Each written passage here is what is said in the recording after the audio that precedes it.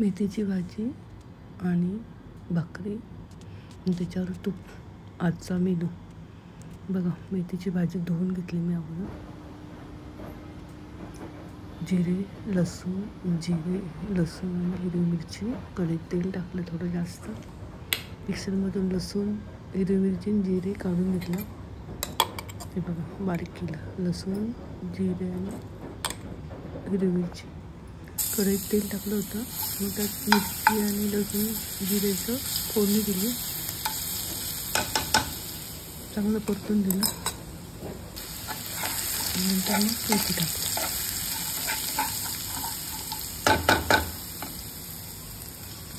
छान लागते असं. दिवाळी झाल्यानंतर खायला बरं वाटतं ना. थोडं तिखट. मेथीची भाजी आणि भाकरी चांगली घेतली मी 2-3 मिनिट. भाजी पण खूप महाग झाली. 40-60 पालेभाज्या, कोथिंबीर, पालक सगळं महाग झालं. पालेभाज्याच महाग झाल्या आणि बाहेर पाऊस पडतो. भाजीची चांगली परतून घ्यायची.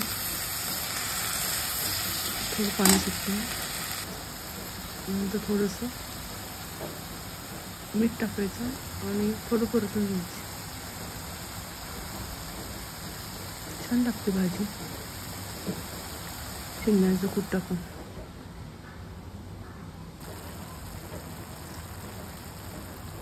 भाजी परतली मी चांगलं. मीठ टाकलं आणि एकीकडे भाकरी केली.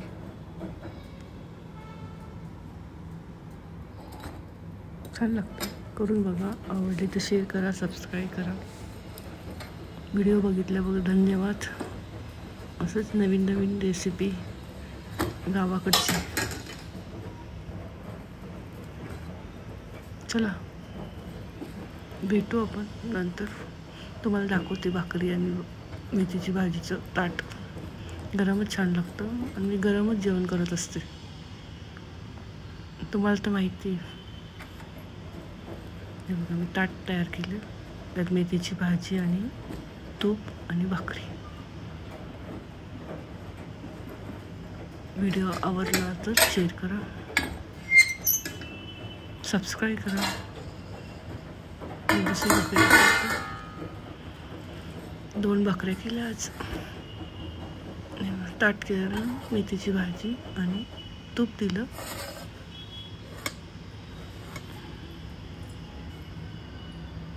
मेथीची भाजी आणि गरम गरम जेवायला या. भाकरी तोडून दाखवते मी तुम्हाला.